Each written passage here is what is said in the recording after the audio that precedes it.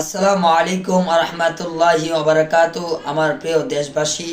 আলহামদুলিল্লাহ আমরা সবাই জানি আগামীকাল ইনশাআল্লাহ আমাদের বাংলাদেশে ঈদুল আজহার নামাজ প্রতিষ্ঠিত হবে এবং আমাদের মধ্যে যারা কোরবানি করতে সামর্থ্য রাখে তারা অবশ্যই ইনশাআল্লাহ আগামীকাল কোরবানি করবে। তাই আপনাদের খেদমতে একটি মাসালা নিয়ে উপস্থিত হয়েছি, সেটা হলো কোরবানির পশুর কতটুকু পরিমাণ দাঁত থাকলে ওই পশু দ্বারা আমরা কোরবানি করতে পারবো, আর কতটুকু পরিমাণ দাঁত না থাকলে আমরা কোরবানি করতে পারবো না। এই ব্যাপারে ফতোয়ার কিতাবাদির মধ্যে লেখে